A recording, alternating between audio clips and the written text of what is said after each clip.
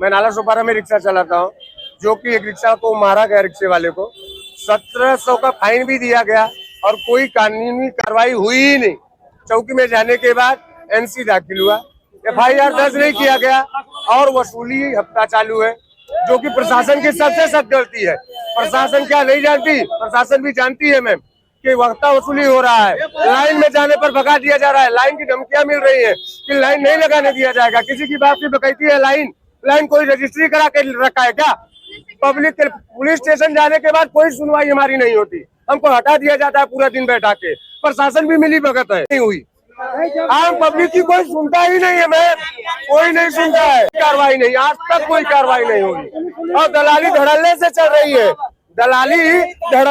रही है, जिसका कोई रोक नहीं। प्रशासन आंख बंद किया है, पट्टी लगा है आंख पे, और एक आम पब्लिक रिक्शा वालों को खाली परेशान किया जा रहा है। हमारी मांग यही है, हफ्ता वसूली बंद होना चाहिए, बस बंद होना चाहिए, मैजिक बंद होना चाहिए और एक रिक्शा वाले को परेशान नहीं करना चाहिए हफ्ता वसूली। क्या हुआ? अभी आप पुलिस स्टेशन में गए थे, अभी 3-4 दिन पहले जो आपके साथ हुआ, उसके बाद इन्होंने अभी इस पे क्या एक्शन लेने की बात कही है? मैडम, इन्होंने कुछ एक्शन नहीं लिया। हम लोग अंदर गए तो बोल रहे हैं कि मेरे पास टाइम नहीं, मेरे को दूसरा केस देखने जाना है, अभी उसको बुलाता हूँ, सामने वाले को लेटर दो।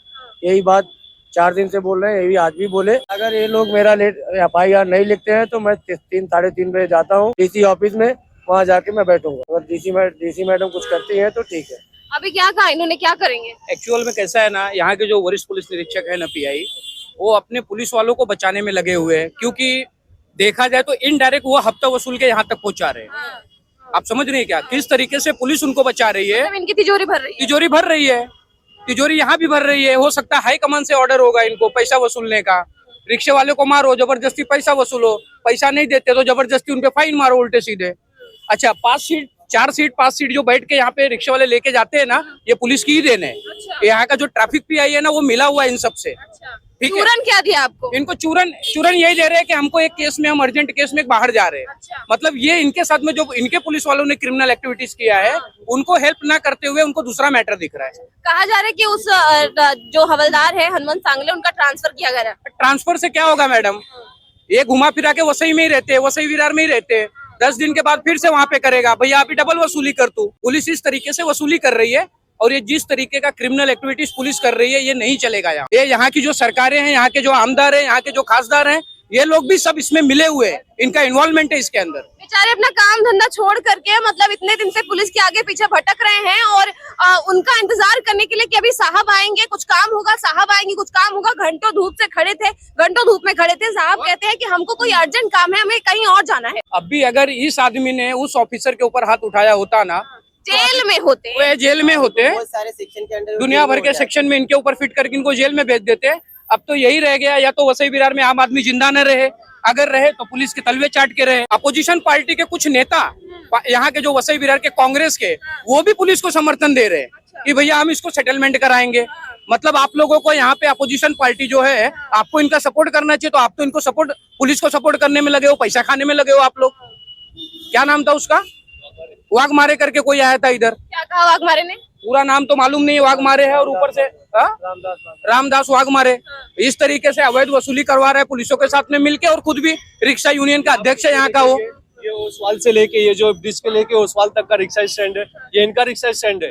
ये पुलिस स्टेशन है, पुलिस स्टेशन के सामने से लाइन देखिए आप, इतनी लंबी लाइन का परमिशन है। और उसके बाद देखिए 4-4, 5-5 सीट भर के जाते हैं। आप वाघमारे जी का इंतजार कर रहे थे ना कि वो आएंगे तो आपका हला भला करेंगे? जी मैडम, कर रहा था, लेकिन वो बोल रहे हैं कि आपका सेटलमेंट करवा दूंगा।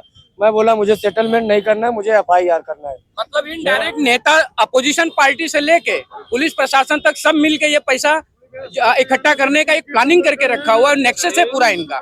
चाहे कोई कितनी भी एड़ी चोटी का जोड़ लगा ले, हम खड़े हैं राजेश मिश्रा के साथ में और गुना दाखिल होगा। अगर गुना दाखिल नहीं कराते, आज DCP मैडम के यहाँ पे पहले इनको आंदोलन के लिए बैठेंगे, और DCP मैडम भी अगर इस पे एक्शन नहीं लेते तो उसके बाद फिर CP ऑफिस में जाके कल बैठेंगे, क्योंकि इनको ऑलरेडी 26 तारीख को DCP मैडम और CP सर को लेटर दे दिया गया है BNS सेक्शन 175/3 का, ताकि ऑर्डर करें यहाँ पे FIR देने के लिए। लेकिन आज तक यहाँ तक एक लेटर नहीं आया ऑर्डर के लिए, सबके सब भ्रष्ट होके बैठे। अजीत जी, जैसे इनका पहला केस आया था, आपने मुझे फोन किया था कि मैं इनकी मदद करूंगा। एक बात बताइए, जैसे ये वाघमारे जी का इंतजार कर रहे थे और वाघमारे जी आकर कह रहे हैं कि हम सेटलमेंट करा देंगे, जैसा इन्होंने अभी कहा। आप भी तो बाद में नहीं कहेंगे कि हम सेटलमेंट करा देते हैं? मैंने इनसे एक भी रुपया कोई चार्ज नहीं किया। हम सिर्फ और सिर्फ इनके साथ में एक मानव अधिकार के हिसाब से हम खड़े। इनके साथ गलत हुआ है, आज इनके साथ हुआ है, कल और भी किसी के साथ होगा। पुलिस वाले की गुंडागर्दी नहीं चलेगी। जिसको गुंडागर्दी करनी हो वर्दी उतार के करे, वर्दी पहन के गुंडागर्दी नहीं करेगा कोई। यहाँ पे जो पुलिस वालों की गुंडागर्दी इतनी बढ़ चुकी है, वो अपनी मनमानी करते। मैं तो हमारे वसई विरार और मीरा भाईंदर के सीपी सर को और डीसीपी मैडम को ये कहना चाहूंगा कि उनको एक स्पेशल सॉफ्ट ट्रेनिंग स्किल दिया जाए, एक टाइम पीरियड दिया जाए, उसमें उनको बताया जाए, क्योंकि उनकी इतनी अभद्र भाषा वो यूज करते लोगों के साथ। सिर्फ रिक्शे वाले नहीं, आम जनता भी यहाँ के ट्रैफिक पुलिस से इतने परेशान है।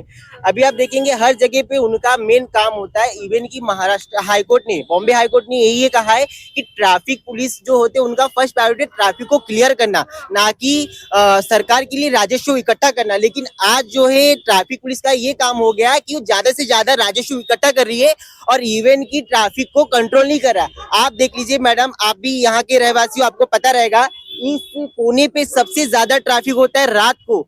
आप इधर देख लेंगे, आप अगर धानुबाग तालाब को वहाँ पे देखेंगे, सातीवाली में देखेंगे, वहाँ पे इतनी गर्दी होती है, इतनी ट्रैफिक होती है, इतना धूल उठता है।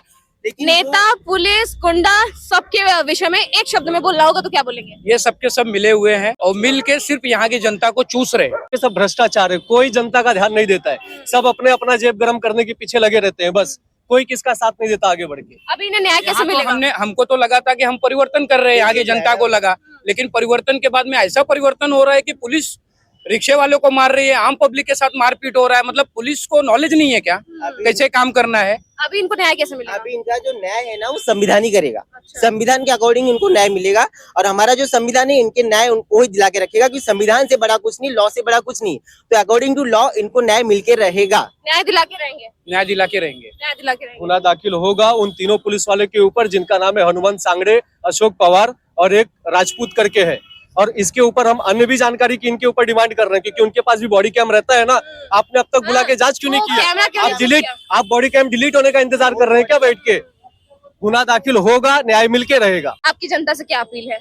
मेरी जनता से यही अपील है कि जनता मेरे साथ में रहे। आज मेरे साथ हुआ है, कल किसी और के साथ में हो सकता है। तो आज मेरे को हवलदार मारा है, कल किसी और को हवलदार मारेगा। अभी हम सब लोग पीआई साहब के केबिन में गए, उनको पूछ के गए कि सर हम अंदर आए क्या?